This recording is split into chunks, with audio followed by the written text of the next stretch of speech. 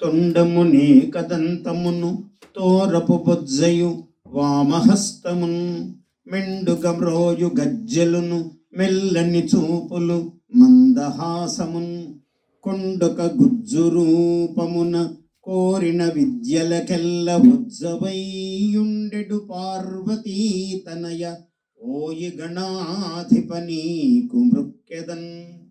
తల్లి నిన్ను తలంచి పుస్తకము చేతన్బూనితిన్, నీవు నా ఉల్లంబందున నిల్చి జృంభణముగాన్ ఉక్తుల్ సుశబ్దంబు శోభిల్లన్ పల్కుము నాదు వాక్కులను సంప్రీతిన్ జగన్మోహిని పుల్లాబ్జాక్షి సరస్వతి భగవతి పూర్ణేందు బింబాననా.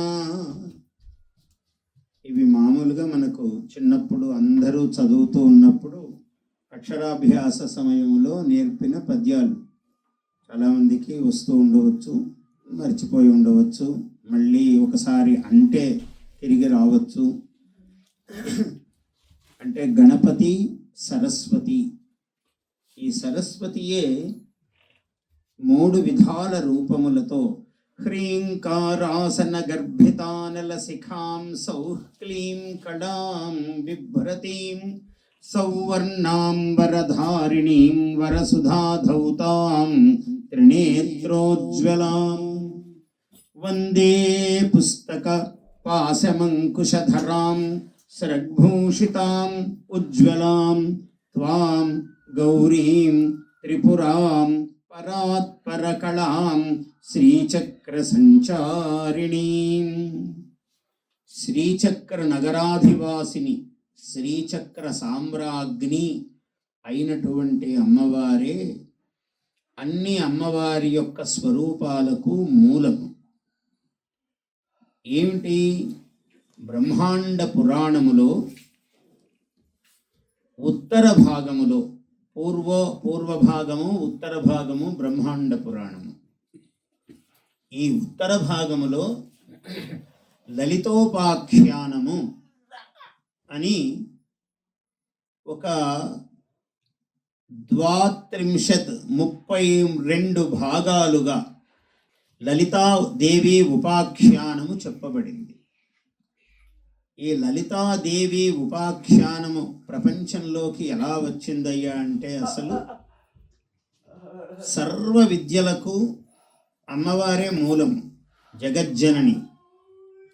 ఆమె కైలాసములో పరమేశ్వరుణ్ణి అడుగుతూ ఉంటుంది.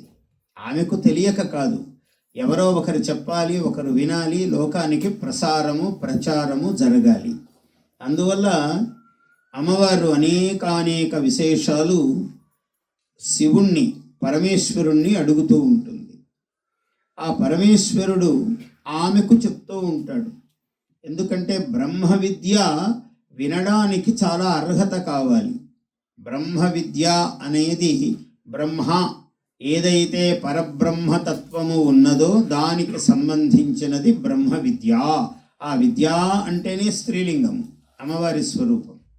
అందువల్ల బ్రహ్మ విద్యను అమ్మవారికి బోధిస్తే ఆమె గణపతికి, కుమారస్వామికి, హయగ్రీవుడికి బోధించింది. ఆ హయగ్రీవుణ్ణి అగస్త్యుడు, దుర్వాసుడు ఇలాంటి మహామహర్షులు ఎవరెవరున్నారో వీళ్ళందరూ కూడా ఆ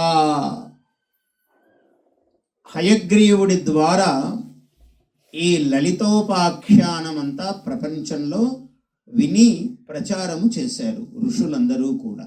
ఈ బ్రహ్మ విద్యకు ఆధారము ఋషులు, వాళ్లకు ఆధారము హయగ్రీవుడు, ఆయనకు ఆధారము సాక్షాత్తు లోకేశ్వరేశ్వరి, లోక జగజ్జనని అమ్మవారు. సరే, అమ్మవారు ఒకటి, అయ్యవారు ఒకటి లేదు, వాళ్ళిద్దరూ ఒకటే. అందువల్ల ఆమెయే ఈ బ్రహ్మ విద్యకు, ఈ లలితా పరమేశ్వరి విద్యకు ఆధారము. ఈ లలితా విద్య ఎలా చెప్పబడిందయ్యా అంటే, ధ్యాయేత్ శ్రీచక్ర రాజస్థాం దక్షిణోత్తర పార్శ్వయోః శ్యామా వార్తాళి సంయుక్తాం లలితాంబాం చతుర్భుజాం అన్నాడు. చాలా ప్రధానమైనటువంటి శ్లోకం, మీ అందరికీ కూడా నోటికి రావలసినటువంటి శ్లోకం. ధ్యాయేత్, అమ్మవారిని ఇలా ధ్యానం చెయ్యాలి, ఇలా భజేత్, భజనము, అమ్మవారిని ఇట్లా పూజ చేయాలి. ఎలా పూజ చేయాలి అమ్మవారిని అంటే శ్రీచక్రరాజస్థాం, శ్రీచక్రరాజ నిలయ అమ్మవారు. శ్రీచక్రము భూప్రస్థారము మేరుప్రస్థారము అని రెండు విధాలుగా ఉంటుంది. శ్రీచక్రము భూప్రస్థారం అంటే భూమికి వ్యాపించినట్లుగా ఉంటుంది ఒకటి, మేరువులాగా ఇలా ఎత్తుగా ఉంటుంది. ఈ శ్రీచక్రము రెండు విధాలుగాను ఉంటుంది, ఒకటి తక్కువ కాదు, ఒకటి ఎక్కువ కాదు, రెండు సమానమే. ఎవరి ఇష్టము ఎలా ఉంటే అలా దానిని ఆ రూపమును స్వీకరించవచ్చు. ఎలా ఉన్నది అమ్మవారు అంటే ఆ శ్రీచక్ర నగర సామ్రాజ్య నివాసిని అమ్మవారు. ఈ శ్రీచక్రము ముందు స్థూలంగా అర్థం చెప్పుకుందాం. ఈ శ్రీచక్ర నగర సామ్రాజ్యములో ఆ బిందువులో కూర్చుని ఉన్నది అమ్మవారు. దక్షిణ ఉత్తర పార్శ్వయోహో అంటే కుడివైపు ఎడమవైపు ఈ రెండు భాగాలలో ఇద్దరున్నారు. ఎవరున్నారు? శ్యామ వార్తాళి సంయుక్తాం అన్నారు. ఒకవైపు శ్యామలాదేవి ఉన్నది, ఒకవైపు వార్తాళీదేవి ఉన్నది. శ్యామ వార్తాళి సంయుక్తాం లలితాంబాం చతుర్భుజాం, 4 భుజములతో ఉన్నది అమ్మవారు. చతుర్భుజ ఏమిటి 4 భుజములు? ధర్మ అర్థ కామ మోక్షములు 4 భుజములు అమ్మవారికి. సరే, ఈమె శ్రీచక్ర నగర సామ్రాజ్యములో ఉన్నది, ఆ బిందువునందు కూర్చుని ఉన్నది అంటే కుడివైపున దక్షిణము ఉత్తరము. దక్షిణం అంటే ఎప్పుడూ కుడి. మనము తూర్పు వైపునకు కనుక తిరిగి నిలబడితే మన కుడి చెయ్యి దక్షిణము వైపు ఉంటుంది, ఎడమ చేయి ఉత్తరానికి ఉంటుంది. ఎప్పుడు ఇదే లెక్క. మనము తూర్పుకు నిలబడాలి. నిలబడితే దక్షిణము అంటే కుడి అని అర్థము. దక్షిణం అని ఎక్కడొచ్చినా అది కుడి, ఉత్తరము అని ఎక్కడొచ్చినా అది ఎడమ. అందువల్ల దక్షిణము ఆధారము. మీరు మ్యాప్స్ చిత్రపటాల్లో చూసినప్పుడు కూడా ఉత్తరము పైకి అంటాడు, అంటే బరువు ఎప్పుడు కిందికి ఉంటుంది. దక్షిణమే బరువు ఎప్పుడు, ఉత్తరము తేలిక పైకి ఉంటుంది. అలా దక్షిణోత్తర పార్శ్వయోహో, ఈ దక్షిణములో ఒకరు ఉత్తరములో ఒకరు ఇద్దరు అమ్మవార్లు ఉన్నారు. ఎవరు ఈ ఇద్దరు అంటే శ్యామ వార్తాళి సంయుక్తాం అన్నారు. ఒక ఆమె ఏమో శ్యామలాదేవి, రెండవ ఆమె వార్తాళి. వార్తాళి వార్తాళి వారాహి వారాహి అన్నారు. చాలా ఇవన్నీ తీక్ష్ణమైన చాలా ప్రభావవంతమైన మంత్రములు. అంటే మంత్రిణి దండిని అన్నారు వీళ్ళిద్దరిని. మంత్రిణి అంటే మంత్రణము, ఆమె మహామంత్రిణి. శ్రీచక్ర నగర సామ్రాజ్ఞి, ఆమె సామ్రాజ్య అధినేత్రి లలితాదేవి. ఆమె సింహాసనము మీద కూర్చుని ఉండగా తర్వాత సింహాసనము మీద కుడివైపున ఈమె శ్యామలాదేవి కూర్చుని ఉంటుంది. శ్యామలాదేవి బుద్ధిశక్తి. శ్యామ అన్నారు. శ్యామ అంటే నలుపు అని అర్థం. శ్యామలం ఏమిటి? ఆమె నీలా సరస్వతి, అనేక ఉపాసనా మార్గములలో చెప్పబడింది. ఆమె అనేక విధములుగా ఉపాసన మంత్రశాస్త్రములలో అమ్మవారు చెప్పబడింది. శ్యామలాదేవి అంటే రాజశ్యామల, శుకశ్యామల, వీణాశ్యామల, లఘుశ్యామల, బృహత్శ్యామల, ఇలా శ్యామల రూపములు చాలా ఉన్నాయి. రాజశ్యామల అంటే రాజ్యము ప్రసాదిస్తుంది, వీణాశ్యామల సంగీతము ప్రసాదిస్తుంది. అంటే ఆమె రాజ్యమే ఇస్తుంది, ఈమె సంగీతమే ఇస్తుందని లేదు. ఆమెకు కరుణ కలిగితే ఏమైనా ఇవ్వగలదు. ఆమెకు ఇది అన్న నియమము లేదు. అనియమిత శరీరిణి ఆమె, ప్రపంచవ్యాప్త శరీరిణి. బ్రహ్మాండ భాండ దేహిని అన్నారు ఆమెను. ఈ బ్రహ్మాండ భాండములన్నీ ఆమె శరీరమే. అటువంటిది లలితాదేవి. అందువల్ల కుడివైపున ఏమో శ్యామలాదేవి మంత్రిని, మంత్రణ స్వరూపం, ఆలోచన చెప్తూ ఉంటుంది ఆమె.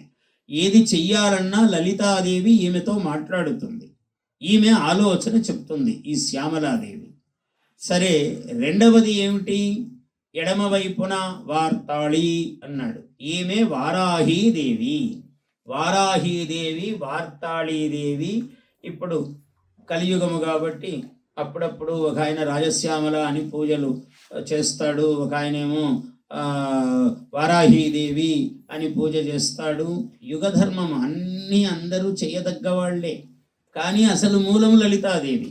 ఆమె యొక్క అనేక స్వరూపములు ఇవన్నీ కూడా. ఇది చాలా లలిత.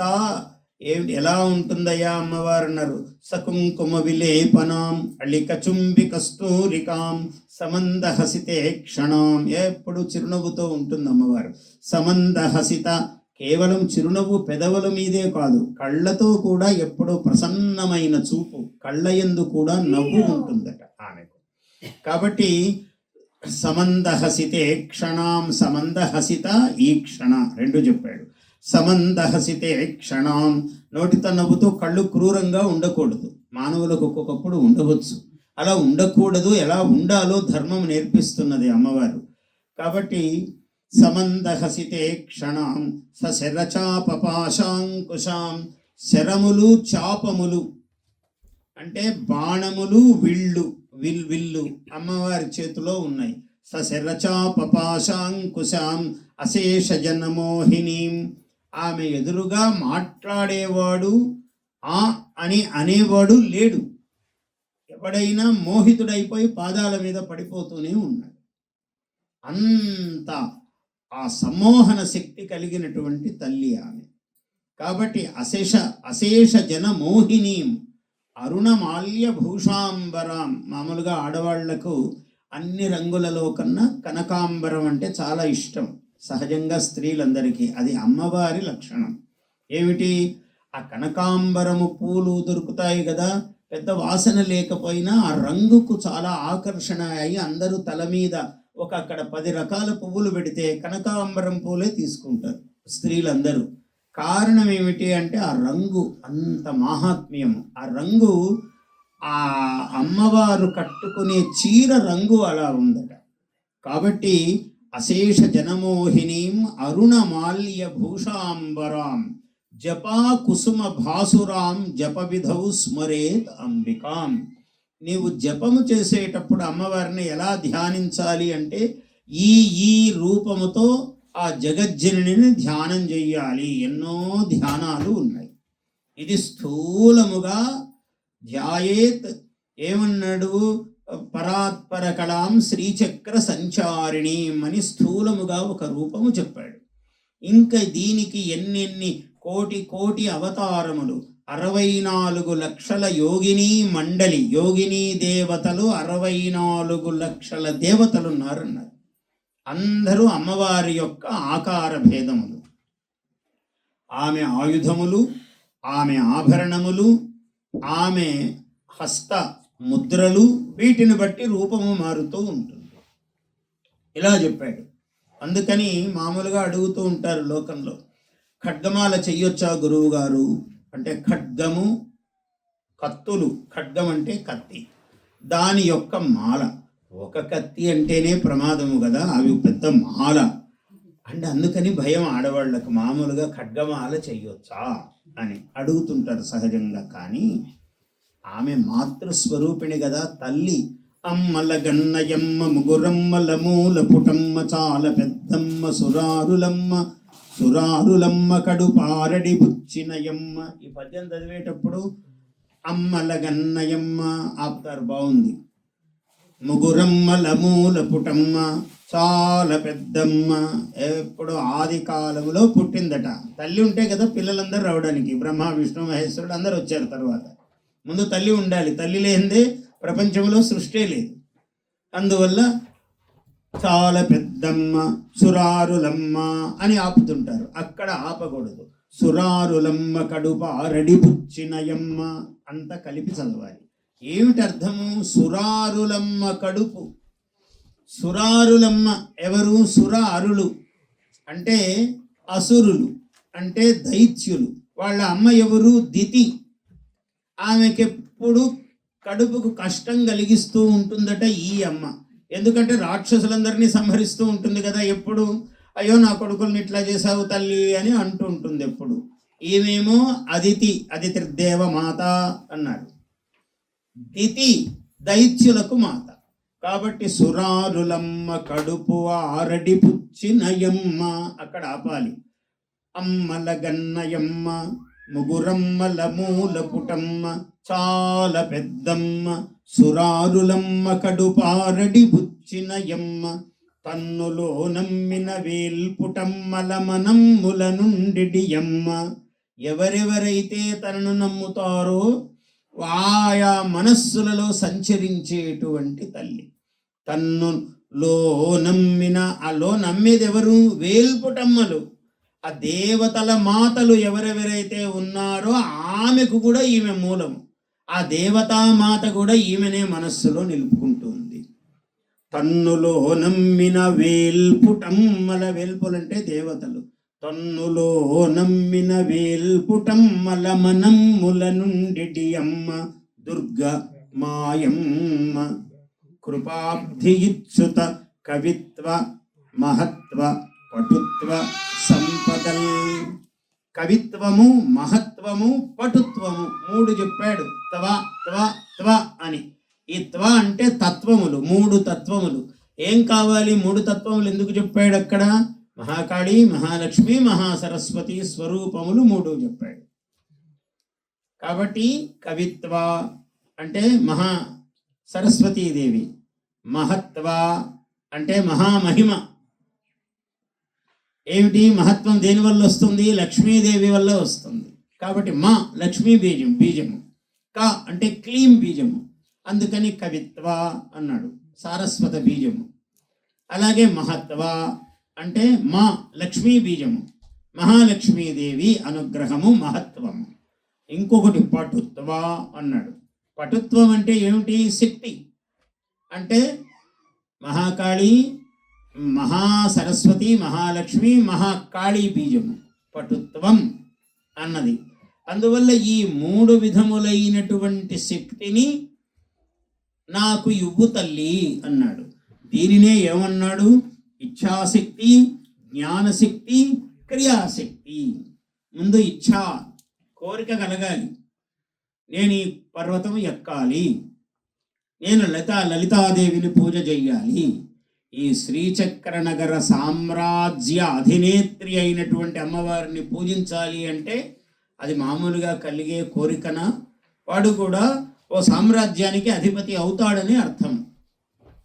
అతడు, ఆమె ఎవరైనా కావచ్చు. కాబట్టి ఈ శ్రీచక్ర నగర సామ్రాజ్య సింహాసనము వస్తుంది అతడికి, ఎవరు అమ్మవారి పాదములు పట్టుకుంటారో. ఆ విధంగా ఇచ్ఛాశక్తి, జ్ఞానశక్తి. కోరిక కలిగింది, బాగానే ఉన్నది. ఇది ఎలా చెయ్యాలో ప్రాసెస్ అంతా తెలుసుకున్నాడు. జ్ఞానం, ఈ రెండు ఉన్నాయి. కానీ శక్తి కావద్దు చేయడానికి. ఆమె శక్తి స్వరూపిణి, మళ్ళీ ఆమె. ఈ మూడు శక్తులు ఆమె యందే నిండి నిబిడీకృతమై ఉన్నాయి. మూడు శక్తులు: ఇచ్ఛాశక్తి, జ్ఞానశక్తి, క్రియాశక్తి. ఈ మూడు కూడా ఆమె యందే, ఆమె అనుగ్రహముతోనే సాధ్యమవుతాయి. మామూలుగా అందరికీ సందేహాలు వస్తుంటాయి. ఇప్పుడు అష్టాదశ శక్తి పీఠాలు అన్నారు కదా, ఒక్కొక్క చోట ఒక్కొక్క శక్తి పీఠము ఉన్నది. ఇన్నెందుకండి? స్థూలమైన ప్రశ్న. మొన్న భ్రమరాంబాదేవిని చూసాము, మళ్ళీ మాణిక్యాంబాదేవిని చూసాము, మళ్ళీ జోగులాంబాదేవిని చూసాము, మళ్ళీ కాశీ విశాలాక్షీదేవిని చూసాము. అంటే ఈ శరీరములో కుండలిని శక్తి ఎవడి సంస్కారానికి ఎక్కడ ఏ దేవత అనుగ్రహము వాడికి కలుగుతుందో, వీడు ఏ చక్రస్థాయిలో ఉన్నాడో తెలియదు. అన్ని ప్రయత్నం చేయాలి, అన్ని చోట్ల ఉండాలి. తెలిసిన యోగి పుంగవుడు అనుకోండి, శంకరాచార్యుల వంటి వాడు అనుకోండి, ఆయన సౌందర్య లహరి ఎక్కడ రాశాడు? కూర్చుని అమ్మవారి యొక్క సౌందర్యాన్ని శ్రీశైలంలో కూర్చొని అభివర్ణించాడు. సౌందర్యలహరీం అని అమ్మవారు. అంతకన్నా గొప్ప పేరు ఎవరు పెట్టలేరు. సౌందర్యలహరి అన్నారు శంకరుల వారు. ఎంత గొప్పవాడు! 32 సంవత్సరాలలో సాక్షాత్తు ఆయన భూమండలమునకు దిగిన శంకరుడు. 32 ఆయనకు 7 గర్భాష్టమే. తండ్రి లేడు, తల్లే ఉన్నది. ఆర్యాంబ, ఆర్య అంటేనే అమ్మవారు, సాక్షాత్తు పార్వతీదేవి. ఆర్య అంటే పూజ్యురాలు. ఈమె పేరు కూడా ఆర్య. అలా కాకపోతే ఇతను కొడుగ్గా ఎట్లా పుట్టాలి? పరమశివుడు రావాలి జన్మ ఎత్తి. అందుకని ఆమె కూడా ఆర్యాంబ. ఈయన ఈ శంకరాచార్యులు ఎంత గొప్పవాడు! అందరికీ ముందు ఆయన గృహస్థుడు కాదు. చాలామంది కాలక్రమేణా గృహస్థులు అందరూ అయిపోయి చివర సన్యాసం తీసుకుంటూ ఉంటారు. అందరు గురువులు అలాంటి వాళ్ళే. శంకరుడు ఒక్కడే జన్మతః సోహం ఆజన్మ శుద్ధానాం ఆఫలోదయ కర్మణాం ఆ సముద్రక్షితీశానాం ఆనాక రథవర్త్మనాం అన్నాడు కాళిదాసు. జన్మతః శుద్ధి ఉన్నటువంటి వాడు శంకరుడు. 8 ఏళ్ల పిల్లవాడు. అప్పటికే ఉపనయనం అయిపోయింది. తల్లి ఉపనయనం చేయించింది. వేదాభ్యాసము 8-9 సంవత్సరాలు వచ్చేటప్పటికి మొత్తం సకల వేదములు, శాస్త్రములు అన్నీ కరతలామలకములు. ఆయనకి ఏమున్నది, ఊరికెలా అంటే స్పర్శ అవే సిద్ధంగా ఉన్నాయి. ఎప్పుడు మమ్మల్ని అనుగ్రహిస్తావు స్వామి అన్నట్టు ఉన్నాయి ఆయన చుట్టూ. అలా ముట్టుకోగానే సర్వవేద పారంగతుడైపోయాడు. ఊరికే నిమిత్తమే తక్కినవన్నీ. ఆ పూర్ణ నది అక్కడెక్కడో పారుతున్నది. మహామాతృభక్తి పరాయణుడు ఆయన, మహానుభావుడు. అక్కడ రోజు బిందె తీసుకెళ్ళి అంత దూరం నీళ్లు తెచ్చుకుంటున్నది తల్లి. తల్లికి ఇంత కష్టం కలగాల నేనుండి అనుకున్నాడు మహానుభావుడు. అనుకుని పూర్ణానదికి నమస్కారం పెట్టి, తల్లి నీవు కూడా తల్లివి, మా అమ్మను కష్టపెట్టొద్దు అని ఇలా అన్నాడు. ఆ పాక ఏదుందో దాని ముందుకు మెట్ల దాకా ప్రవహించి ఇట్లా తిరిగిపోతున్నది పూర్ణానది. అప్పుడు ఇంటి ముందు బిందె తీసుకొని ఆమె చాలా సులభంగా నీళ్లు తీసుకుంటున్నది. ఇంత సులభంగా నీళ్లు తీసుకుంటున్నాము కదా అనుకుంటే, ఒకనాడు కాలు ఇట్లా పెట్టి అమ్మా మొసలి పట్టుకున్నది అన్నాడు. అయ్యో ఇదెక్కడ సమస్యరా నాయనా అన్నది. అంతకుముందే అడిగాడు, నేను బ్రహ్మచర్యం తీసుకోవచ్చా అంటే, నాయనా నీవు సన్యాసివైపోతే బ్రహ్మచారివి, వంశము నిలిపేదెట్లా అని తల్లి అన్నది. ఇంతలో ఒక లీల కల్పించాడు. ఆ కాలిని మొసలి పట్టుకుంది. అమ్మ ఇప్పుడు నేను సన్యాసం తీసుకున్నాను అంటే ఇది వదిలిపెడుతుంది, మరేం చేయమంటావు అన్నాడు. ఏ తల్లైనా ముందు ప్రాణాలు ఉంటే చాలు కదా కొడుక్కు. సన్యాసం అయితే ఏమి, ఏదైతే ఏమి, నాయన ఏదో ఒకటి రా, నీ ఇష్టం రా అన్నది. సన్యస్తోహం అన్నాడు చేతులు ఎత్తేసి. మొసలు వదిలి వెళ్ళిపోయింది. సన్యస్తోహం అంటేనే అది వదిలిపెడుతుందా? అది ఏమిటి? అది లీల. సంసారం అనే మొసలి బంధం అది లేదు నాకు, ఈ జన్మ వేరు తల్లి అని చెప్పాడు ఆమెకు. అందువల్ల సన్యస్తోహం. ఇప్పుడు కూడా జగద్గురువులందరూ ఈ శంకర పీఠములలో వారందరూ సన్యాసము తీసుకునేటప్పుడు ఇలాగే అక్కడ ఉన్నటువంటి నదియో సముద్రమో, పూరి జగన్నాథపురి అయితే సముద్రం ఉన్నది, శృంగేరి అయితే అక్కడే తుంగా, ఇంకా భద్ర కలవలేదు అక్కడ. తుంగా నది, తుంగాపానం గంగా స్నానం అన్నాడు. ఊరికి ఇలా ఆచమనం చేస్తే చాలు తుంగా నదిలో వాడు జీవన్ముక్తుడు. అట్లాగే కంచి, కావేరి ఏదో దగ్గర నది. ఇట్లా ఏ నది, ఇంకా ఉత్తరం హిమాలయాలు అక్కడ సాక్షాత్తు గంగయే ఉన్నది. ఇలా ఆ నదిలో దిగి సన్యస్తోహం అని పలుకుతారు. ఇది శంకరుల వారి నుంచి వచ్చినటువంటి ఒక సంప్రదాయము. అటువంటి మహానుభావుడు శ్రీశైలములో కూర్చుని మహాద్భుతంగా సౌందర్య లహరి రచన చేశాడు శంకరుల వారు. సౌందర్య లహరి అంతా మంత్రశాస్త్రమే. లలితాదేవి వైభవమే సౌందర్య లహరిలో వర్ణింపబడినది. భవాని త్వం దాసే మయి వితర దృష్టిం సకరుణాం ఇది స్తోతుం వాంఛన్. అమ్మా నన్ను అనుగ్రహించు అని అడగాలి అనుకున్నాడట ఒక భక్తుడు. భవాని త్వం దాసే, దాసుడైన నాయందు నీవు దయాదృష్టిని ప్రసరించు అని ఇది అడగాలనుకున్నాడట. శంకర్ల వారు ఎంత గొప్ప చెప్తున్నాడు, ఎంత గొప్పగా చెప్తున్నారో చూడండి. భవాని అని ఇదంతా చెప్పాలని ఒక భక్తుడు భవాని అన్నాడట. ఆ శబ్దానికే ఆమె మొత్తం ఇచ్చేసిందట ఫలం. త్వం దాసే మయి వితర దృష్టిం సకరుణాం యతి స్తోతుం వాంఛన్. కాబట్టి ఇది చెప్పాలనుకుని భవాని అనగానే ఇచ్చేసిందట. ఏమిటి? ముకుంద బ్రహ్మేంద్ర స్ఫుట మకుట నీరాజిత పదాం. ఏమి వైభవం ఇచ్చిందామె?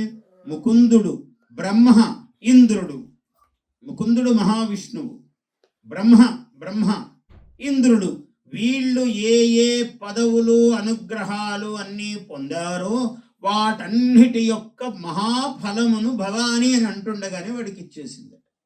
అది ఆమె కరుణ, అంత ఉత్తమోత్తమ కరుణ. బ్రహ్మాండ పురాణములో ఎన్ని విశేషాలు దీన్ని గురించి చెప్తాడంటే, 4 దినముల పాటు అమ్మవారు యుద్ధం చేస్తుంది రాక్షసులతో. ఏమిటి, ఎలా చేస్తుంది అమ్మవారు? అసలు ఆ అమ్మవారు ఎవరు, ఎలా వచ్చింది అంటే, ఆమె దాక్షాయణీ దేవి. ఏ స్త్రీ రూపము, అసుర సుర ఏ రూపమైనా తల్లి దాక్షాయణి అని నమస్కారం పెట్టవలసిందే. రామాయణములో కూడా సురసానాగమాత అన్నాడు. మహామహామహా సర్పములను కన్న తల్లి ఆమె సురస. ఆమె దేవప్రేరితయ్యి ఈ హనుమంతుడు దాటుతున్నాడయ్యా సముద్రము, రామకార్యమునకు వెళుతున్నాడు, ఈ పిల్లవాడు మరి వీడికి అంత శక్తి ఉందా లేదా ఒక్కసారి పరీక్ష చెయ్యమ్మా అని ఆ సురసాదేవిని పంపించారట. ఆమె మహామహాభీషణమైన మహాసర్పములకు తల్లి ఆమె సురసానాగ మాత. ఆమె వచ్చింది. వచ్చి, ఒరే వానరా, నేను నోరు తెరుస్తున్నాను, నువ్వు నాకు ఆహారముగా అన్నది. అమ్మా, నేను కొంచెం రామకార్యం మీద వెళుతున్నాను తల్లి, నేను వెళ్ళొచ్చి నీకు ఆహారం అవుతాను, కొంచెం నాకు చిన్న అవకాశం ఇవ్వు అని అన్నాడు హనుమంతుడు. అంటే, ఏమిరా, నాకు ఆహారము కానిదే నువ్వు ముందుకు వెళ్ళడానికే వీల్లేదు, నీ శక్తి చాలదు, అందువల్ల నీవు ఆహారము కావలసినదే, తర్వాత నీ పనులన్నీ చేసుకుందువు, నువ్వు బ్రతికితే అని అన్నది ఆమె. సరే అమ్మ, నీ నోరు తెరువు అన్నాడు. ఆ అమ్మవారు నోరు తెరవటము అంటే ఓ 10 యోజనాల మేరకు తెరిచింది. ఈయన 20 యోజనాలు పెరిగాడు. 10 యోజనాల్లో ఎట్లా పెడతాడు? ఇంతలో ఇంత పట్టదు కదా. ఆమె 20 యోజనాలు నోరు తెరిచింది. కేవలం ఆమె పెరగల, ఆమె పెరిగితే ఇంకా ఆ నోటికి తగినంత ఆమె ఎంత పెరగాలో పెరిగింది.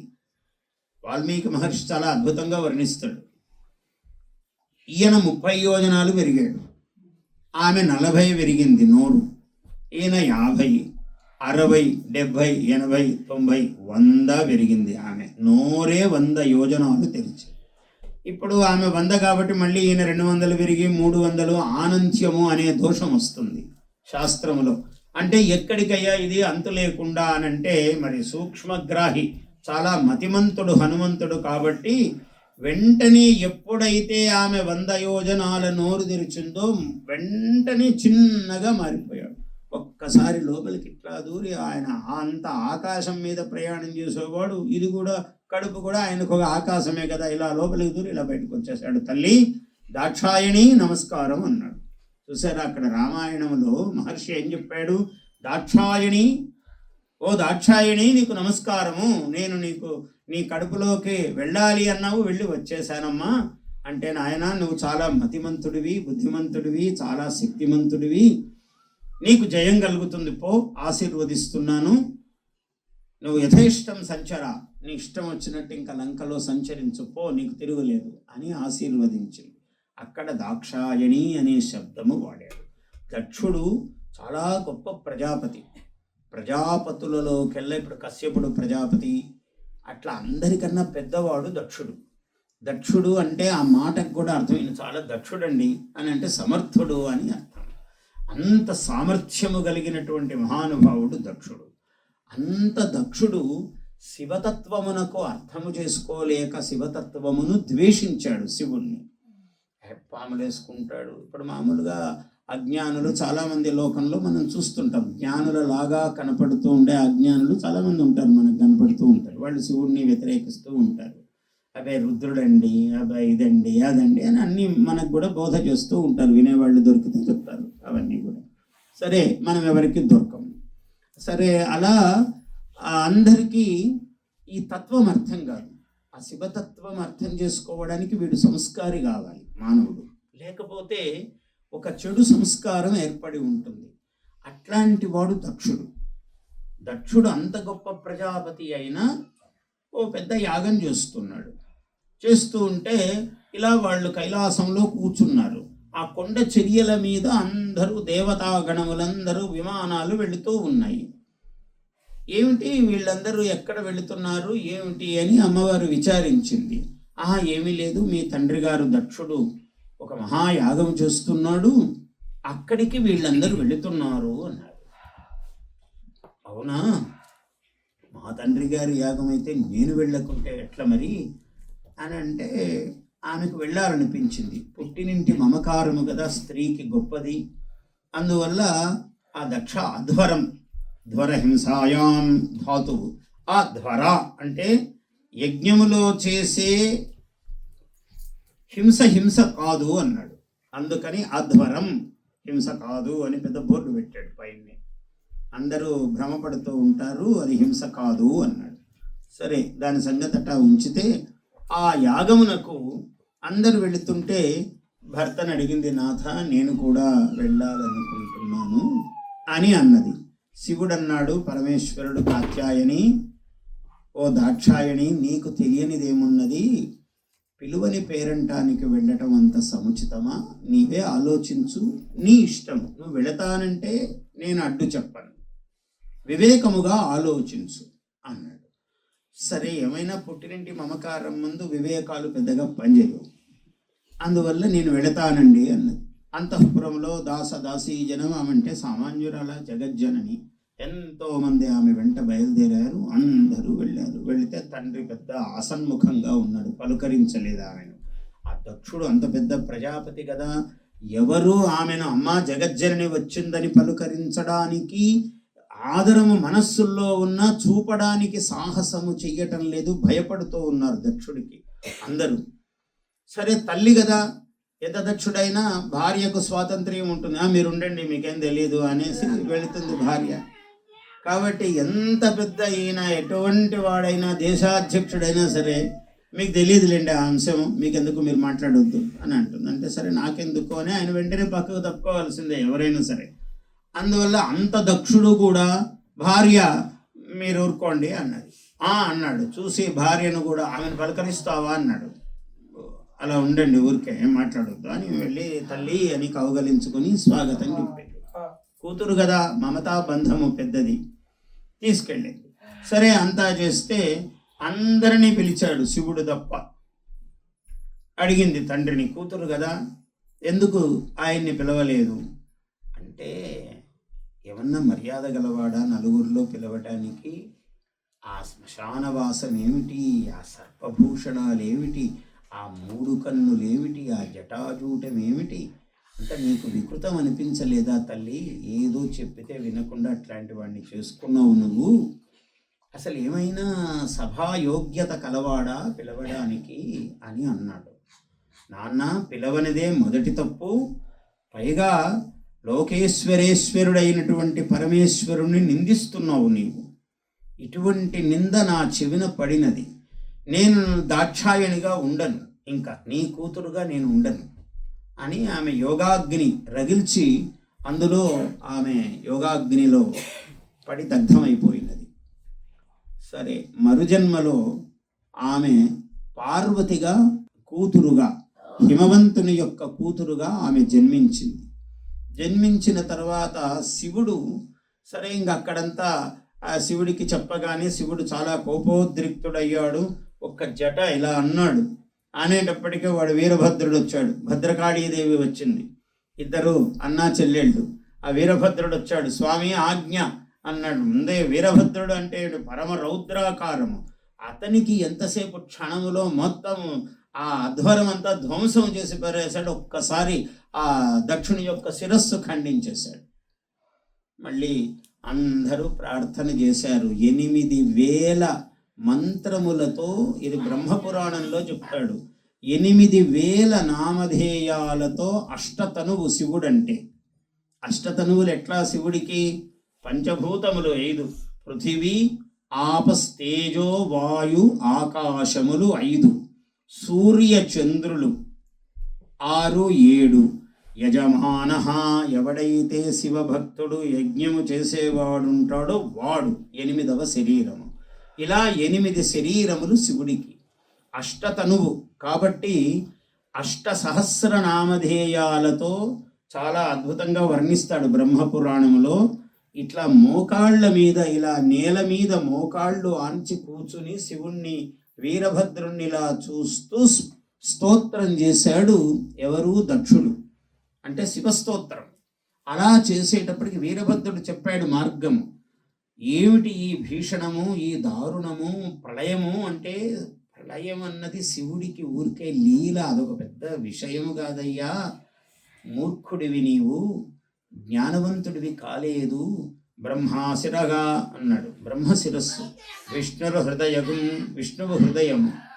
రుద్రశిఖ అన్నాడు. ఈ బ్రహ్మరంధ్రము ఏదుందో శిఖ పెట్టుకునే భాగము ఇక్కడ రుద్రుడి భాగము. అంటే ఎవడైనా రుద్రద్వేషము శివద్వేషము కలవాడంటే ఇది బుద్ధి స్థానము. అటువంటి వాడికి వివేకము బుద్ధి లోపించింది అని అర్థం. అందువల్ల ఆ వివేకము లోపించిన దక్షుడికి ఎంత శిక్ష వేశాడు? ఆయన యాగమే ధ్వంసము చేశాడు. తర్వాత 8,000 నామధేయాలతో ఆయనని కీర్తిస్తే అప్పుడు శివుడు ప్రసన్నుడయ్యాడు. స్వామి, నీ దయ కలిగింది. ఎలాగా ఇంత అధ్వరం ఇదైపోయిందంటే, నీకు 100 వాజపేయ యాగములు, 100 అశ్వమేధములు, ఇట్లాంటి యాగాలు కొన్ని 1000 చేసిన ఫలం ఇస్తున్నాను పో నీకు దక్ష. మళ్ళీ నీ యొక్క ఈ ప్రజాపతిత్వం పెద్ద పదవి. అది ప్రజాపతి అంటే బ్రహ్మతో సమానమైన పదవి. ఈ ప్రజాపతిత్వం పోయింది శివద్వేషముతో. పోతే నీకు ఆ ప్రజాపతిత్వాన్ని కూడా ప్రసాదిస్తున్నాను మళ్ళీ అని శివానుగ్రహముతో అన్నీ పొందాడు. అది అక్కడికి అదొక విభాగము. ఆ తెగిన తలకు అన్నింటికన్నా ప్రపంచములో జంతువులలో చతుష్పాత్తులలో తెలివైనది, జ్ఞానము కలది గోజన్మ. గోజన్మ ఎత్తాకే మానవ జన్మ వస్తుంది. ప్రతి మానవుడికి 84 లక్షల జీవరాశులలో వాడు పాపమే ఉంటుంది. నల్లి, బల్లి, పిల్లి, కుక్క, పాపంగా పుణ్యమే ఉంటుంది వాటికి. కానీ ఎక్కడో ఒక లేశము పుణ్యము చేసుకుని చేసుకుని చేసుకుని చేసుకుని వాడికి గోజన్మ రావాలి. ఆ పుణ్యఫలముతో ఆ గోజన్మ వచ్చాక మానవ జన్మ వస్తుంది.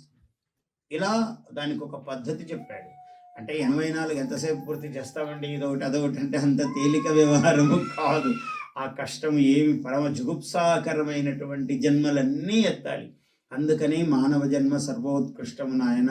పుణ్యము కోసము పాటుపడరా, సత్కార్యములు చెయ్యరా, నీకు వాక్శక్తి ఉన్నది అని ఎవరిని నిందించొద్దురా. ఊరికనే అన్ని పరోక్ష ప్రియా ఇవహి దేవా అన్నాడు. దేవతలు పరోక్ష ప్రియులు అన్నాడు.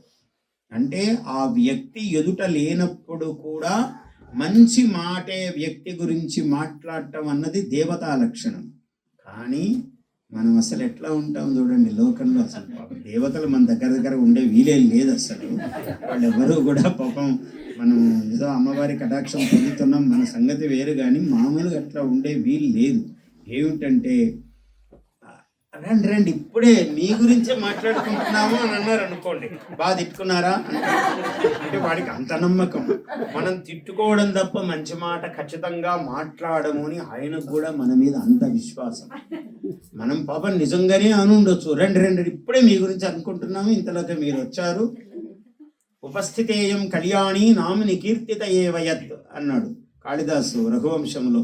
ఆ మాట్లాడుకుంటూ ఉండగానే నందినీ ధేను అని నా దగ్గర ఉన్నది నాయన దిలీప, నీకు ఈ సుదక్షిణ దిలీపులు మీరిద్దరు దంపతులు, ఆ నందినీ ధేనువును మీరు సేవిద్దురు, ఆ ఆవుకు మీరు సేవ చేద్దురు, మీకు సంతానము కలుగుతుంది అని ఇట్లా నందిని అంటున్నాడు.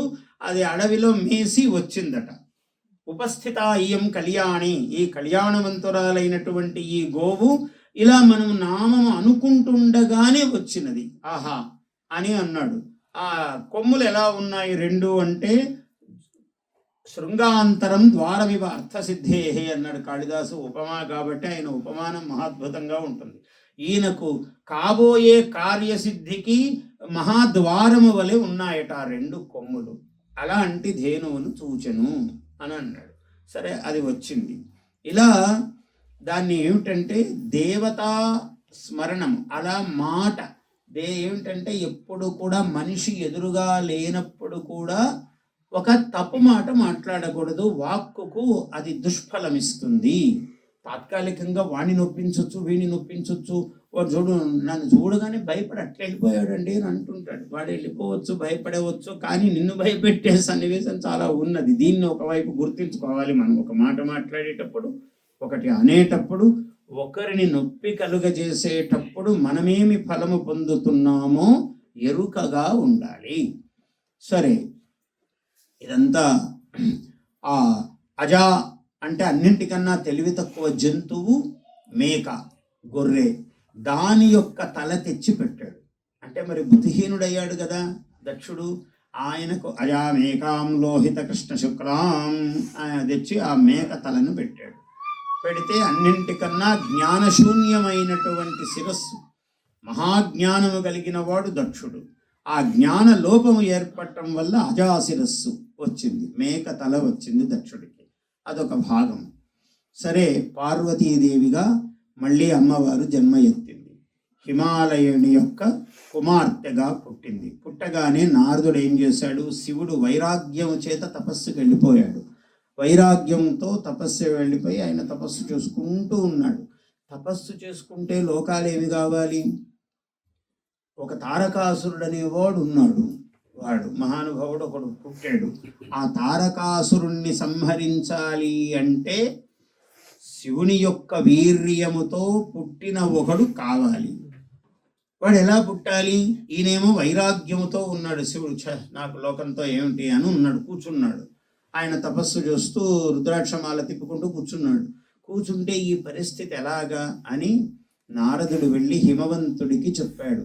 నీ కూతురున్నది కదా నాయన, పరమేశ్వరుడి దగ్గర సేవకు నియమించు ఆమెను. ఆయన తపస్సు చూసుకుంటూ ఉన్నాడు కైలాసములో.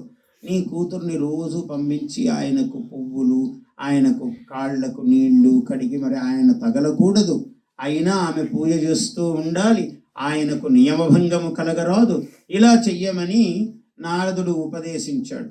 ఇదంతా బ్రహ్మాండ పురాణములోని విశేషాలే చెప్తున్నా నేను. మధ్యలో మీకు బ్రహ్మపురాణం కథ చెప్పాను. అనేక పురాణాలలో ఎన్నో ఎన్నో విశేషాలు చెప్తూ వస్తాడు వ్యాసుల వారు. ఆయన సాక్షాత్తు నారాయణుడు, ఆయన సాక్షాత్తు పరమశివుడు, సాక్షాత్తు బ్రహ్మదేవుడు. ఆయన అలా చెబుతూ ఉంటే మహాపురాణములన్నీ కూడా ఈ పురాణం ఇది, ఈ పురాణం ఇది, ఒకటి చెప్తూ ఉంటే ఇందులో అంశాలు అందులో ఇంకా విశేషాలు ఇలా వస్తూ ఉంటాయి వ్యాసుల వారి దగ్గర. అందువల్ల అనేక పురాణములలో కొన్ని విశేషంగా చెప్తాడు, ఇంకా కొన్ని చెప్పవలసి ఉంటే అది ఇంకో పురాణంలో చెప్తాడు. అట్లా ఉంటాయి ఈ పురాణాలన్నీ మన చరిత్రలు. పురా అపి నవం, అది ఎంత పాత కథో కానీ ఎప్పటికప్పుడు కొత్త కథ, అదే పురాణం అంటే. అందువల్ల ఆయన ఏం చెప్పాడు? పార్వతీదేవిని ఆయన సేవకు వినియోగించండి అని నారదుడు వచ్చి ఆయనకు చెప్పాడు, ఆ హిమవంతుడికి. చెప్పితే ఆయన హిమవంతుడి భార్య మేనాదేవి, మేనాం మునీనామభిమాననీయాం అన్నాడు కాళిదాసు రఘువంశంలో, ఆ కుమార సంభవంలో. అందువల్ల ఆ మాననీయ అయినటువంటి మేనాదేవి ఇద్దరు ఆ చాలా కఠినమైన తపస్సు ఈమె చేస్తోంది, ఆయన సేవ చేస్తోంది, తపస్సు కూర్చుంటోంది ఈమె. అపర్ణ, మామూలుగా ఋషులు తపస్సులు చేసేటప్పుడు రాలిన ఆకులు తిని తపస్సు చేస్తారు. అంటే పిప్పి, సారము తినకూడదు.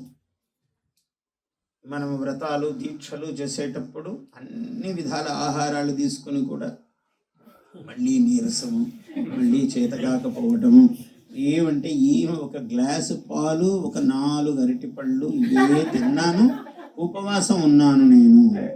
ఉపవాసం అంటే అది ఒకడు ఉండేవాడు మా శిష్యుడు, వాడు చాలా చమత్కారంగా చెప్తుండేవాడు. గురుగారు ఉపవాసం ఈరోజు నేను, నన్ను ఎవ్వరే కానీ అస్సలు అభ్యంతర పెట్టకూడదు అన్నాను. కాకుంటే మావిడ వచ్చి ఇంకా ఏదో ఈ డజన్ అరటిపళ్ళు, ఈ చిన్న గ్లాసు పాలు, చెంబు 2 చెంబులు అంతా, గ్లాస్ ఒకటి గ్లాసులు ఉంటాయి చూడు, కింగ్ సైజ్ అని పెట్టుకుంటుంటాను అమెరికాలో అట్లా, దాంతో ఒకసారి పాలు అవి తాగాను. మా ఆవిడ పోరు పడలేక, అది కూడా ఇంకా భార్య మాట వినాలని కూడా చెప్తారు కదా గురుగారు, ధర్మశాస్త్రము, మళ్ళీ వినుకుంటే అదొక పాపము, పుణ్యకార్యం చేస్తూ మళ్ళీ పాపం ఎందుకని ఆమె చెప్పిన దానికి తీసుకున్నాను. ఇంకా మళ్ళీ ఇప్పుడు వాళ్ళు ఏదో భక్ష్యాలు అవి ఇవి తెచ్చారనుకోండి, కానీ ఇంకొక 5 నిమిషాలు అయితే నా ఉపవాసాన్ని ఎవరూ భంగం చేయలేరు, 5 నిమిషాల తర్వాత కానీ నేను మళ్ళీ భక్ష్యాలు ముట్టుకోను అని చెప్తూ ఉంటాడు వాడు. అంటే ఆ 5 నిమిషాల పాటు వాడు ఉపవాసం ఇవి తిని 5 నిమిషాల పాటు ఉపవాసం చేస్తాడు. 6 నిమిషంలో ఇంకా మళ్ళీ తప్పదు. మరి వాళ్ళందరూ తీసుకొచ్చారు, అన్నపూర్ణాదేవిని కూడా గౌరవించాలంటారు కదా గురుగారు, మీరే అన్ని పురాణాలు చెప్తారు, మళ్ళీ ఈ మాట చెప్తారు ఆ మాట చెప్తారు. అంటే వాడు అక్కడ చెప్పింది ఒకటి ఇక్కడ చెప్పింది ఒకటి ఓ చోట పెట్టుకొని చూస్తాడు మహాత్ముడు. అందువల్ల ఇలా వాళ్ళు ఆ ఉపవాసాలు, అమ్మవారు ఎట్లా ఉన్నది, అపర్ణ, ఆ రాలిన ఆకులు కూడా తినటం లేదట పార్వతీదేవి, అందుకని ఆమెకు అపర్ణ అనే పేరు వచ్చిందట. ఉమా అన్నదట అమ్మవారు, ఉమేతి మాత్రా తపసో నిషిద్ధ పశ్చాదుమాఖ్యాం సుముఖీ జగామ. ఆమె శివుడి కోసం తపస్సు చేస్తున్నది. ఆ తపస్సు అంతసేపు చేసి ఒక్క క్షణం ఆయన దగ్గరికి వెళ్ళి సేవ చేస్తూ ఉన్నది శివుడికి. ఓ మా అన్నదట తల్లి, ఓ మా తల్లి, ఇంత కఠినమైన తపస్సు చేయొద్దు, తల్లికే కదా బాధ. ఆడపిల్ల మగపిల్లవాడు ఎవరున్నా తండ్రికి లేదా, తండ్రికి ఇష్టమే, కానీ తల్లికి ఎక్కువ దిగులు. ఇంత సుకుమారివి కదా తల్లి, ఇంత లలితమైన దేహము గల దానివి, నీవు ఇంత కఠినోపవాసాలు చేస్తే ఎట్లమ్మా, కనీసం ఇన్ని పాలు తాగు, ఒక్క పండు తిను, నీ తపస్సు చేసుకో, కానీ అవి కూడా లేకుండా ఇట్లా చెయ్యొద్దు. మా అంటే వద్దు అని సంస్కృతంలో, అలా మా అంటే సంబోధన, మా అని అంటుండటం వల్ల ఆమె ఉమా అయిపోయిందట కొన్నాళ్ళకు ఆమె పేరు. కాళిదాసు చెప్తాడు కుమార సంభవంలో. సరే, మొత్తానికి ఉమేతి మాత్రా తపసో నిషిద్ధ, ఇలాగా ఆమె ఆ శివుడికి రోజు పరిచర్యలు చేస్తూ ఉన్నది. చేస్తూ ఉండగా ఒకసారి దేవలోకములో దేవేంద్రుడు అంత పెద్ద కొలువు కూటము తీర్చాడు. ఈ కొలువు కూటము తీర్చిన తర్వాత ఆయన ఏమిటి, కొలువంతా తీర్చి ఎక్కడున్నాడు అని ఇట్లా చూశాడు. ఇక్కడున్నావేమయ్యా మన్మథ, నువ్వు రారా, నీ కోసమే ఎదురు చూస్తున్నాను అన్నాడు. ఆయన రోజు అక్కడే ఉన్నాడు, కానీ ప్రయోజనాపేక్షితయా ప్రభూణాం ప్రాయశ్చలం గౌరవమాశ్రితేషు. రాజులు ఎట్లుంటారంటే, వాడు అవసరం పడ్డప్పుడే వాడి మీద అమేయమైన గౌరవం వస్తుందట. మళ్ళీ ఇంకొకరితో పనున్నప్పుడు వీడి గౌరవంపై వాడి మీద పడుతుంది. నన్ను 6 నెలల క్రితం నాతో చాలా బాగున్నాడండి ఈయన ఈ రాజు అని అంటే 6 నెలలకు ఆ గౌరవం అట్లే ఉంటుందని అనుకోవద్దురా. 6 గంటలు కూడా ఉండదు, ఆ 6 నిమిషాలు కాగానే అది చెలించిపోతూ ఉంటుంది. మళ్ళీ ఎవడితో పనుందో వాడి మీద గౌరవం ఏర్పడుతూ ఉంటుంది. అలా మన్మథుడు కనపడ్డాడు. కనపడితే, అదేమిటి ప్రభు, ఇక్కడే ఉన్నాను కదా రోజు అన్నాడు. లేదు నాయన, నీకోసమే నా కళ్ళు వెతుకుతూ ఉన్నాయి, నువ్వు ఇంత మహానుభావుడివి అంటే ఇంతకు ఏం చేయమంటారు? ఏమీ లేదు, అక్కడ పరమేశ్వరుడు తపస్సు చేస్తున్నాడు, నీవు వెళ్ళి మన్మథుడివి నీ బాణాలు వేసి ఆయన్ని ప్రణయోన్ముఖుడుగా చేయాలని. స్వామి పోయి నాకు ఈ పని చెప్తారా? శివుడు తపస్సు ఏ ఋషి చేస్తే చేయమంటే మామూలుగా ఎప్పుడు చేస్తూనే ఉన్నా, మీరు చెప్పడం ఏంటి నేను పోవడం ఏమిటి చేస్తూనే ఉన్నాను, కానీ శివుడు తపస్సు చేస్తుంటే నన్ను పొమ్మంటారా? మృత్యుముఖములోకి నేను దూరటమే కదా అన్నాడు. నీకేమీ కాదు, ఇది దేవకార్యం, నువ్వు వెళ్ళు, ఎలాగైనా నీ ఒక్కడివే సమర్థుడివి అని ప్రశంసించాడు. సహాయమేకం మధుమేవ లబ్ధ్వా, మధు అంటే వసంత ఋతువునే సహాయముగా తీసుకుని ఆయన శివ తపోభూమికి వెళ్ళాడు. వెళితే ఈమె రతిదేవి, నేను కూడా వస్తానండి. ఇదేం పేరంటము కాదు, పెళ్లి కాదు, అసలు చాలా భీషణమైన పని, అక్కడికి వెళితే నువ్వెందుకు వస్తావు, నాతో వద్దు అంటే ఏమైనా నేను కూడా వస్తానన్నది. నేను కూడా దాన్ని చాలా ఒక చిన్న అందమైన ఇది రాశాను తెలుగులో. ఏమిటి? ఆమె సేవ చేస్తూ ఉన్నది. కాళిదాసు చాలా అద్భుతంగా చెప్పాడు. ఏం చేశాడు ఆయన? బాణము సమ్మోహనం నామచ పుష్పధన్వా ధనుష్యమోఘం సమధత్త బాణం. అన్ని బాణాలు ఏ బాణము పనిచేయలేదు. పంచబాణుడు, ఆయనకు 5 బాణాలు ఉన్నాయి ఆయన దగ్గర. 5వ బాణము సమ్మోహనము, అది వేశాడు. వేస్తే హరస్తు ఒక్కసారి ఇట్లా అనుకున్నాడు శివుడు. కించిత్ ప్రతిలుప్త ధైర్య చంద్రోదయారంభయువాంబురాశి. సముద్రము చంద్రుడు, పూర్ణచంద్రుడు, పూర్ణిమ నాడు, పూర్ణిమలోనే ఉన్నాం మనం, పూర్ణిమ నాడు అది చాలా అద్భుతమైనటువంటి ఘట్టంలో ఉన్నాం మనం. మాఘం దాటి చైత్ర పూర్ణిమలో ఉన్నాం మనం హాయిగా. కాబట్టి ఆ పున్నమి నాడు సముద్రం ఎలా ఉత్తుంగ తరంగాలతో పొంగుతుందో మీ అందరికీ తెలుసు. మామూలుగా సముద్రాన్ని చూస్తే 10 మీటర్ల ముందుకు వచ్చిందండి, 20 మీటర్ల ముందుకు వచ్చిందండి అంటుంటారు. అంత పొంగుతుంది సముద్రం. అలా సముద్రములాగా ఆయన మనస్సు పొంగుతోందట. కళ్ళు తెరిచాడు. తెరిస్తే పార్వతీదేవి కూర్చున్నది. బాణం వేశాడు. ఎలా బాణం వేశాడు? పొంచి పొంచి పొంచి అటు పొదల చాటు నుంచి నారిని సవరించి తన నారిని సైరించి. నువ్వు గాజులు గీజులు హడావిడి చెయ్యొద్దు, ఇదేం పేరంటం కాదు, ఇది చాలా ప్రమాదకరమైన సన్నివేశము. ఆమె చీర పరపర, గాజులు మెరమెర అంత శబ్దాలు ఉన్నాయి ఈమె దగ్గర. అట్లా ఏం చెయ్యొద్దు. నారిని సవరించి, నారి అంటే అల్లెత్రాడు, తన నారిని సైరించి అదను కొరకు చూచుచుండే మదనుడు సుందర వదనుడు పొంచి పొంచి పొంచి. అక్కడ ఎట్లా ఉన్నది? ఆ మహానుభావుడు ఆయన తపస్సు చేస్తుంటే నందీశ్వరుడు ఉన్నాడు అక్కడ. అన్నాడు ఇట్లా మొత్తం అరణ్యం అంతా కూడా. తచ్చాసనాత్ కాననమేవ సర్వం నిష్కంప వృక్షం. ఆకు ఇలా కదలటం లేదు. ఆ నందీశ్వరుడి శాసనం నిభృతద్విరేభం. తుమ్మెద అట్లా ఆగిపోయింది. తుమ్మెద శబ్దం చేయటం లేదు. నిభృతద్విరేభం మూకాండజం. పక్షి ఒకసారి ఇలా అరిచాక అని అంటే నోరు తెరిచి అలాగే ఉన్నది. మళ్ళీ ముయ్యలేదు, అరవలేదు. మూకాండజం శాంత మృగ ప్రచారం. ఓ జింక ఇలా పరిగెడుతూ కాలు ఎత్తింది అనుకోండి, అట్లే ఉంది, మళ్ళీ కాలు కింద పెట్టలేదు. ఇంకో సింహం, ఇంకో పులి, అన్నిట్లా. ఒక బొమ్మ గీస్తే వనం ఎట్లుంటుంది? చిత్రార్పితారంభమివావతస్థే.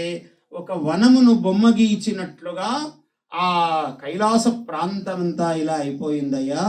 ఆ నందీశ్వరుని శాసనానికి ఎక్కడ శబ్దము లేదు, నిశ్శబ్దం, నిష్కంప వృక్షం. నిభృతద్విరేభం మూకాండజం శాంత మృగ ప్రచారం. ఆకు కదలని రేకు విరియని మౌనంలో.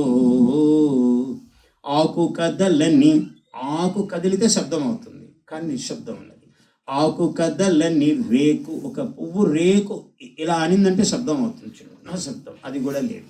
రేకు విరియని ఈ మౌనంలో నింగి నేల 2 పెదవుల నిశ్శబ్దంలో. నిశ్శబ్దం ఎంతుందంటే ఆకాశం ఒక పెదవి, నేల ఒక పెదవి, ఇవి మూసుకుని ఉన్నాయి 2. నింగి నేల 2 పెదవుల నిశ్శబ్దంలో. రెప్పపాటుకు కదలి ఊపిరి సడికి ఉలికే. తన ఊపిరే శబ్దం అవుతున్నది. ఆమె ఊపిరి పీలుస్తూ వదులుతున్నది కదా, అందులో భయము శివుడి దగ్గర ఉన్నది. ఇంకా కొంచెం అట్లాంటప్పుడు భయముతో ఈ శ్వాసలు ఎక్కువ అవుతాయి. రెప్పపాటుకు కదలి ఊపిరి సడికి ఉలికే నా ఉనికి ఈ మునికి ఎలా తెలిపేది. ఓ సినిమా కోసం రాశాను ఇది పాట. అలా అంత నిశ్శబ్దముగా ఉన్నది వాతావరణం. అప్పుడు ధనుష్యమోఘం సమధత్త బాణం, ఆ సమ్మోహనం అనే 5వ బాణము వేశాడు. హరస్తు కించిత్ ప్రతిలుప్త ధైర్య. కొంచెము ధైర్యము సడలింది శివుడికి. చంద్రోదయారంభైవాంబురాశి.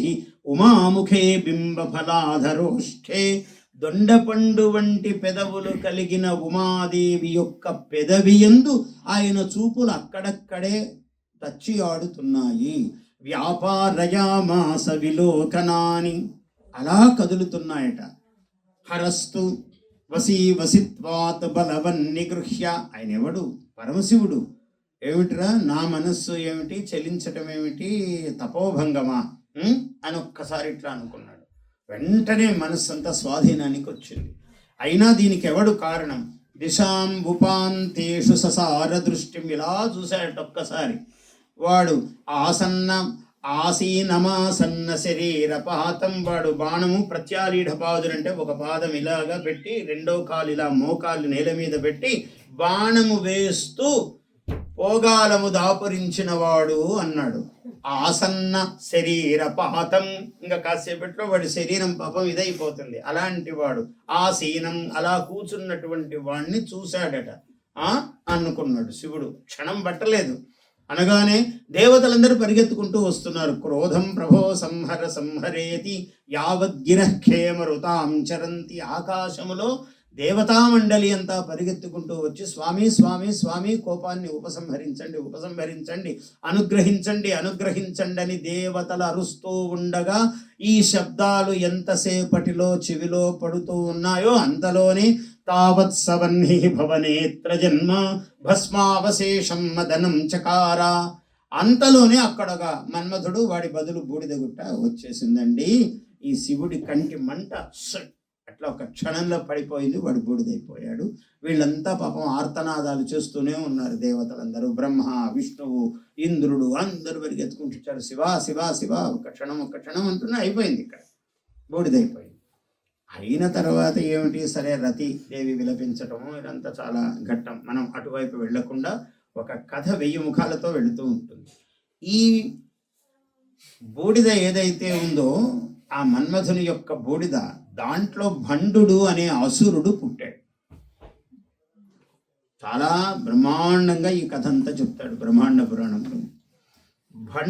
భండాసురుడు అనేవాడు పుట్టాడు ఆ బూడిద నుంచి. పుట్టి ఇంకా వాడికి ఏముంది, శివుడి మీద కోపము, అమ్మవారి మీద కోపము. వాడు యుద్ధం ఏమిటి, ఎలా యుద్ధము, మళ్ళీ వాడికి ఎక్కడి నుంచి బలం రావాలి? వాడు శివుడి గురించి పుట్టగానే తపస్సు మొదలుపెట్టాడు. చేసి చేసి చేసి శివానుగ్రహం పొందాడు. శివుడు ఎట్లాంటి వాడంటే ఎవడు ఎంత చేస్తే అంత వాడికి ఇవ్వాల్సిందే. వాడు ఎటువంటి వాడన్నా కానీ నీకు ఇచ్చినాను పోరా, జాగ్రత్తగా ఉండు అంటాడు. ఉండకపోతే వీడి తప్పు. అందువల్ల వాడు భండాసురుడు తపస్సు చేసి 60,000 సంవత్సరాలు గగన నగరి, వాడు ఒక పెద్ద పట్టణం చేసుకున్నాడట. ఏమిటంటే ఆకాశపురము అన్న రాజధానిగా చేసుకుని ఉన్నాడట. అన్ని మహాభూతములలో మహాభూతము ఆకాశము. ఆ ఆకాశమును నగరముగా చేసుకుని వాడు పరిపాలించాడట 60,000 సంవత్సరాలు. వాడికి 2 కుమారులు పుట్టారు. ఎవరయ్యా అంటే విశుక్రుడు అనేవాడు ఒకడు, ఇంకొకడు విషంగుడు విశుక్రుడు. విశుక్ర ప్రాణహరణ విషంగవధ తోషిత అన్నాడు అమ్మవారిని. నామధేయాల్లో మనకు లలితా సహస్రములో చెప్పాడు, త్రిశతిలో కూడా. కాబట్టి వాడు విశుక్ర. ఎవడు శుక్రుడు అంటే ఏమిటి, సంతోషము ఆనందము సుఖమునకు ఉండేవాడు వాడు విశుక్ర. వాడి సుఖమే వాడికి తప్ప ఎవడి సుఖము వాడికి నచ్చదు. వాడు విశుక్ర.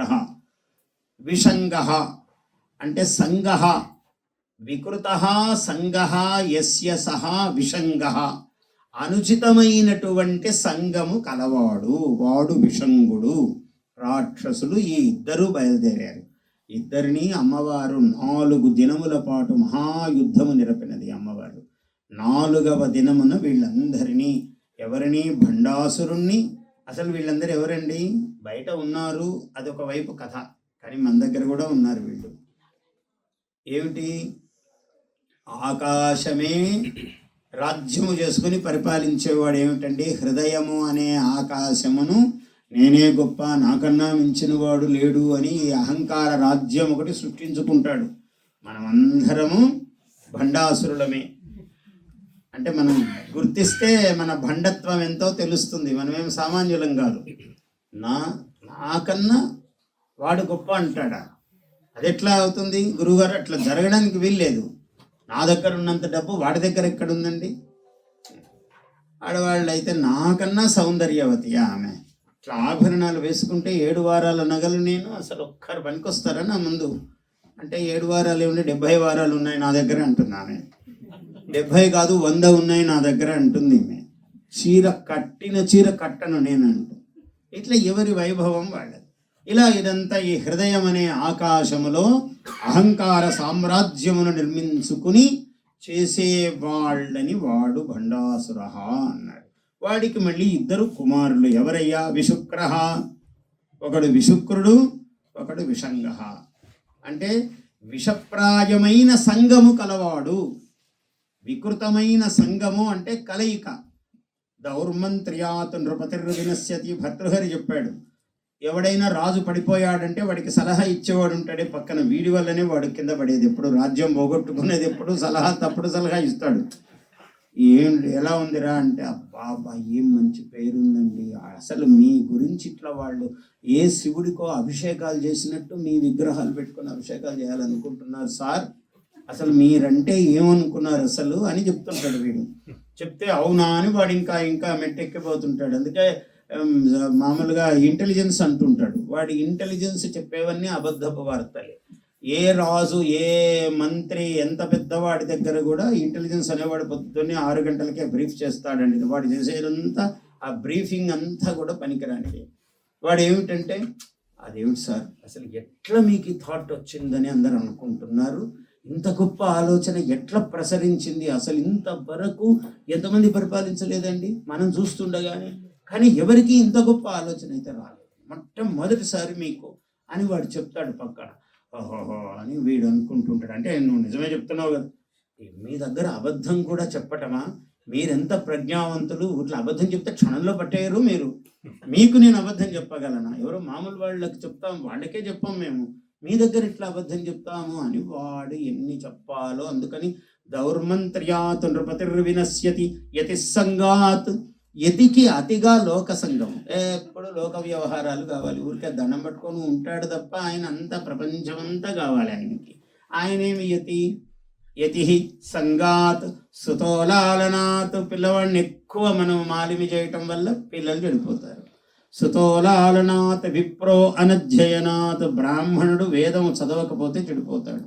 కులం కుతనయాత్, ఒక చెడ్డవాడు వంశంలో పుడితే వంశమంతా కులమంతా చెడిపోతుంది. శీలం ఖలోపాసనాత్ హ్రీర్మద్యాత్, మద్యము వల్ల సిగ్గు తొలగిపోతుంది.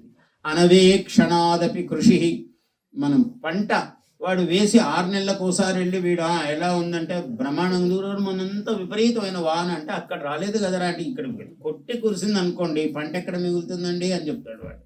అంటే అన్ని అబద్ధాలు చెప్తాడు వాడు, ఎందుకంటే అట్లా సేద్యం పనికిరాదు. అందువల్ల అనవేక్షణాదపి కృషి అన్నాడు.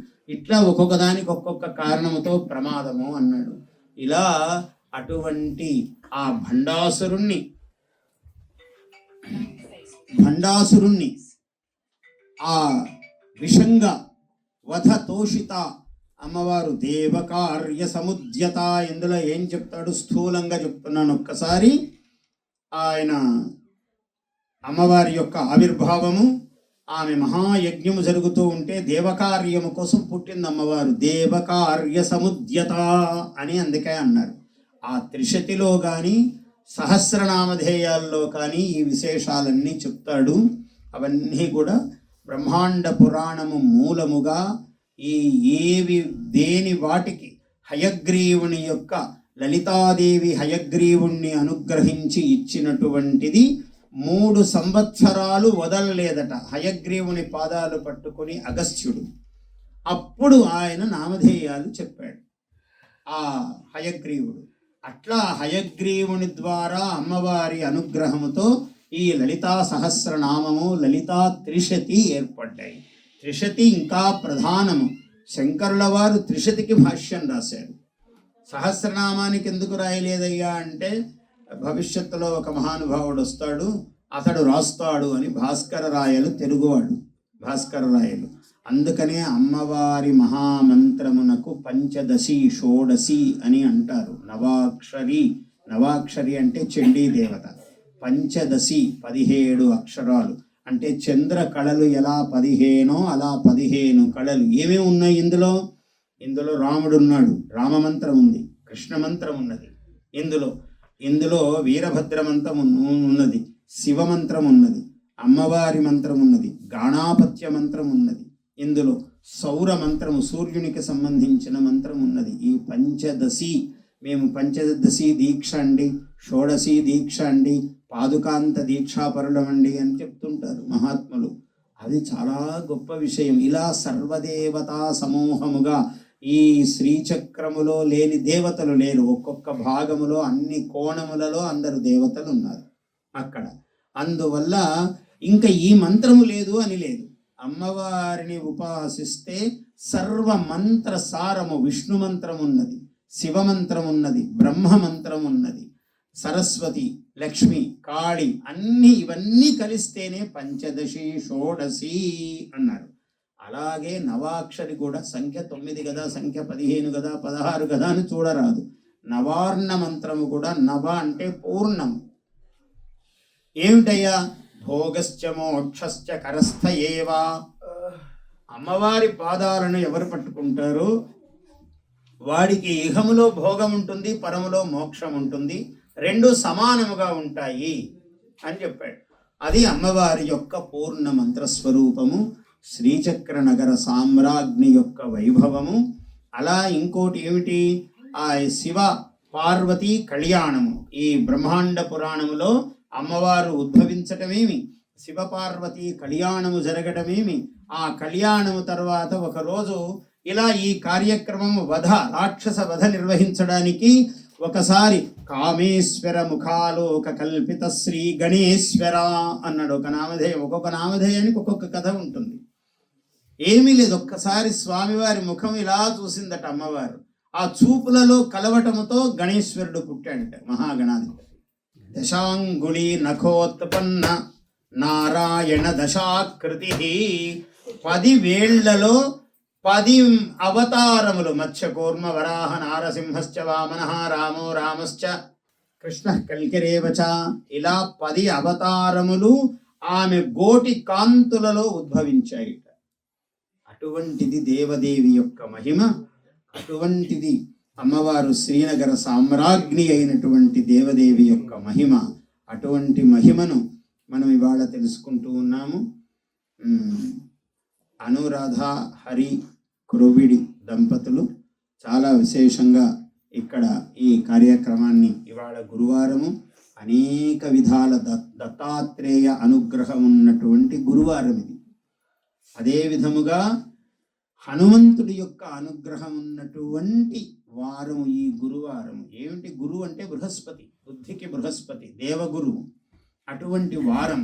ఈ వారం యొక్క ప్రత్యేకత ఏమిటి? గురువు అంటేనే దేవుడి కన్నా మించినవాడు గురువు. మనకు దక్షిణామూర్తి గురువు, దత్తాత్రేయుడు గురువు, వ్యాసుడు గురువు, శంకరుడు గురువు, శ్రీకృష్ణ పరమాత్మ గురువు. వీళ్ళు గురువులు. ఈ గురు పరంపరలో దత్తాత్రేయుడు ఎటువంటి వాడంటే స్మర్తృగామి సనోవతు. దత్త దత్త దత్త అంటే వచ్చేస్తాడు ఆయన, స్మరిస్తే చాలు వస్తాడు. అందరికీ పూజ చేయాలి. కానీ దత్తుడు ఎట్లాంటి వాడంటే స్మర్తృగామి, స్మరిస్తే చాలు వచ్చేస్తాడు. ఆయన శిష్యుడు కార్తవీర్యార్జునుడు ఉన్నాడు. మామూలుగా నరఘోష అంటుంటాం లోకంలో. అందరికీ ఎంత బాగుండేవాడికి కూడా ఎవడో అట్లా చూస్తాడు పడిపోతూ పోతూ. ఆ నరుడి దృష్టికి నల్లగుండు అయినా పగులుని సామెతలు పెట్టారు. దాన్ని చూసి అంటే అందరు అనుభవాలతోనే చెప్పాను. ఏమండి అంత వైభవమా అన్నాడు. వీడికి ఏం సంబంధం లేదు, కానీ వాడు ఈర్ష్యపడతాడు. వాడికి ఏదో చూపు తగులుతుంది. అందుకని ముఖం ప్రసన్నం విమలాచ దృష్టి. మామూలుగా మన ఇంటికి వచ్చేవాడు మహానుభావుడు ఎట్లున్నాడంటే ప్రసన్నమైన ముఖం ఉండాలి, మంచి వాక్కు ఉండాలి, చూపు మంచిదై ఉండాలి. విమలాచ దృష్టి. అమ్మ వాడి చూపు పడితేనా అన్నట్టు ఉండకూడదు. వాడొకడు ప్రమాదకారి ఉంటాడు లోకంలో, వాడిని మనం ముందుగానే గమనించాలి. అందువల్ల అటువంటి వాడి చూపు పడకుండా మహాత్ముల యొక్క దృష్టి పడితే ఎప్పుడూ కూడా దోషాలు తొలగుతూ ఉంటాయి. అయినా నరఘోష ఉన్నది అంటే కార్తవీర్యార్జున నర విగ్రహం కార్తవీర్యాత్ అన్నాడు మంత్రశాస్త్రంలో. నరఘోష ఉంటే ఏం చెయ్యాలంటే కార్తవీర్యార్జునుడి స్మరణ చేయరా అన్నాడు. భూత విఘ్నంతు దౌర్గికాత్, భూత ప్రేత పిశాచాల వల్ల ఇబ్బందులు ఉన్నాయి, ఏం చేయాలి అంటే దుర్గాదేవి మూలం నాయన, వేరే ఇంకేం మార్గం లేదు, అమ్మవారి పాదాలు పట్టుకో అన్నారు. లేదండి శాబరాత దేవ విఘ్నంతో, దేవతలే విఘ్నం చేస్తారు. ఇప్పుడు హనుమంతుడు సముద్రం దాటేటప్పుడు చేయలే, దేవతలే చూడమ్మా ఏమిటో ఈ హనుమంతుడు అంట, ఇతనికి బలం ఉందా లేదా ఒకసారి పరీక్షించు అని సురసను పంపించారు. ఆమె నోరు తెరిచింది, మింగ మొత్తానికి ఇంత పెద్ద నోరు, ఆయన లోపల దూరాడు, బయటకు వచ్చాడు, అమ్మ దాక్షాయణి నమస్కారం అన్నాడు, అయిపోయింది పోరా అన్నది. అందువల్ల దేవతలే విఘ్నం చేస్తే ఏం చేయాలి అంటే శివుడి పాదాలు పట్టుకోవాలి నాయన, వేరే దారి లేదన్నాడు. శావరాత్ అంటే గ్రామాల్లో శరభ అశరభ అంటుంటారు, అంటే శరభేశ్వరుడు తామస స్వరూపం, శివుడు అధిష్టానం దానికి. అందువల్ల శావరాత్ దేవ విఘ్నంతో నిరాకుర్యాత్ బుధస్త్రయం. అటువంటి మంత్రశాస్త్రములో అమ్మవారు దుర్గా, చండిక, కాత్యాయని, పార్వతి ఇలా అనేక రూపములతో అమ్మవారు ఈ బ్రహ్మాండ పురాణములో చెప్పబడినటువంటి లలితాదేవి. లలిత అంటే చాలా మృదువైన లక్షణము కలది అని, అంటే మనస్సును అంత ఏకాగ్రము చేసి పట్టుకోవాలి ఆమెను. తల్లియే కానీ చాలా మృదువు లలిత. మళ్ళీ దుర్గా, చండిక, చాముండ అంత భయంకరమైన స్వరూపాలు. అక్కడే బగడాముఖి అన్నారు. ఈ మంత్రములన్నీ పంచదశి షోడశిలో ఉన్నాయి. బాలా ఉంది, బగడాముఖి ఉంది, భద్రకాళి ఉంది. సహస్రసింహవదనే శతసహస్రసింహవదనే అని చెబుతాడు. అంటే 1000 సింహ ముఖాలు ఒక్కసారి ఆమెలో కనిపిస్తున్నాయి. ఒక సింహానికే హడావిడి పడిపోతాం. 1000 సింహముల ముఖములు ఉన్నాయట ఆమెకు. ఆమె అధర్వణ భద్రకాళి అన్నారు. అధర్వణ భద్రకాళి దేవత. ఉపాంగిర, ప్రత్యంగిర, ఎన్నో పేర్లు భయంకరం. ఉపాంగిర ఉపాసించేవాడి ఊళ్ళో ఉండొద్దురా అన్నాడు. ప్రత్యంగిర చేసేవాడి పక్కన ఉండొద్దు అన్నాడు. అంటే తీక్ష్ణమైన మంత్రాలు అని అర్థం. ఊరికే మీకు జ్ఞానం కోసమే ఇవన్నీ, మనం ముట్టుకోదగినవి కావు. చిన్న మస్తా ఉంటుంది, తీక్ష్ణమైన ఎవరో వాటికి చేసేవాళ్ళు వేరే. అదంతా మనం ముట్టుకోరాదు. ముట్టుకుంటే చాలా జాగ్రత్తలు తీసుకోవాలి. ముందు అంతా సముద్రంలో దూకేటప్పుడు ఎన్ని కవచాలు ధరించి ఎన్ని ఆక్సిజన్లు పెట్టుకొని మనం దిగుతాము. ఆ ఈదడానికి అన్ని జాగ్రత్తలు ఉండాలి. ఆ తల్లులను పూజించాలంటే చాలా సాత్వికము. లలితాదేవి హాయిగా మనం అమ్మవారిని పూజ చేసుకోవటం సుఖంగా. త్రిశతి సహస్రనామము, లలితా సహస్రము, ఖడ్గమాల ఇవన్నీ చాలా సులభంగా మనం చేసుకోగలవి. ఇటువంటి ఉపాసన చేస్తూ ఉన్నారు. ఇక్కడ చాలా సంతోషము. మీరందరూ కూడా ఇక్కడంతా నాకు ముందు పరిచయం చేసినప్పుడు అందరూ లలితాదేవినే పూజిస్తున్నారు అని హరిగారు చెప్పారు. చాలా సంతోషము. లలితా కృప కలగటము, అనేక జన్మల పుణ్యము ఉంటేనే లలితాదేవి పాదపద్మముల యందు భక్తి కలుగుతుంది. అది నేనెందుకు విశేషంగా అంటే నా జన్మయే అమ్మవారి పాదములకు అంకితమే. ఎప్పుడు అమ్మవారే పలుకుతూ ఉంటుంది నాకు. నేను ఏ పాట రాసినా అమ్మవారే. అమ్మ అంటే 3 ఉంటారు అందులో. కాబట్టి అమ్మవారి యొక్క నా ఉపాసన మంత్రం అమ్మవారే. నిరంతరము అన్ని బయటికి చెప్పకూడదు కాబట్టి ఫలానా మంత్రం అని చెప్పకూడదు. ఏ ఉపాసన కూడా దేవత ఉపాసన రహస్యము. అందువల్ల ఫలానా అని చెప్పకూడదు. అందువల్ల అమ్మవారి మంత్రమే ఎప్పుడు నిరంతరము ఉపాసించేది. గాయత్రి, సావిత్రి అన్నీ ఆమెయే. అందువల్ల అటువంటి దేవత యొక్క అనుగ్రహము మీ అందరికీ కూడా విశేషముగా కలుగుగాక. అందరికీ ఆయురారోగ్య ఐశ్వర్యములు కలుగుగాక. మీకు, మీ మిత్రవర్గమునకు, మీ బంధువర్గమునకు అందరికీ కూడా లలితాదేవి శ్రీ పాద పద్మముల యందు భక్తి కలుగుగాక. జయోస్తు. స్వస్తి ప్రజాభ్య. Please subscribe to our YouTube channel. Like and share this video.